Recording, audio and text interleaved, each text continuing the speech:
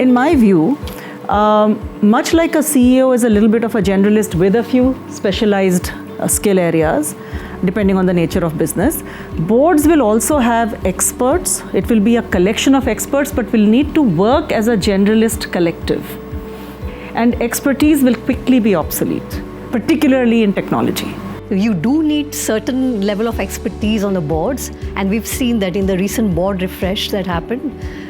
There was ask from many companies that they wanted certain specialists, and they went actively looking out, for those specialists. But we have to constantly upskill as well. And and only yesterday we were discussing amongst the few the independent directors about the cyber security. And again, there are different approaches from different companies. Some of them have cyber security experts on the boards, whereas some others have gone and engaged with the advisors, right, to provide the counsel. And the boards don't need to know it all. They just need to know enough to be able to ask the right questions.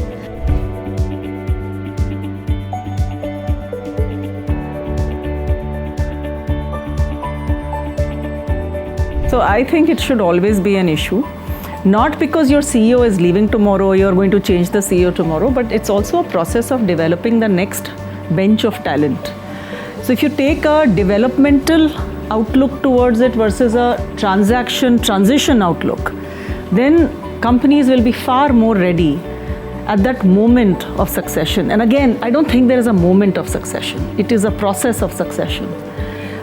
There is CEO, there are other key leaders in the company, and over a period of time, it is part of the board's responsibility and really the chairman and the CEO's responsibility. So if there is an outgoing CEO and he or she doesn't have enough internal successors or even 1 or 2 or 3 real successors, I'm not sure that would qualify as a successful CEO. I think succession planning is extremely critical, and just not at a CEO level but all N-1 level.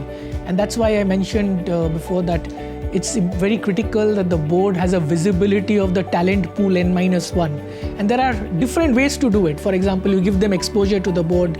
And I think it's also important, and as he said rightly, that we do something called a drop dead, ready in 1 or 2 and ready in 3 to 5.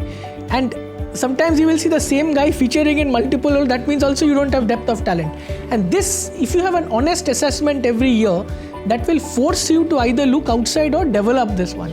And as the job of a leader is to create more leaders and not followers, irrespective of social media.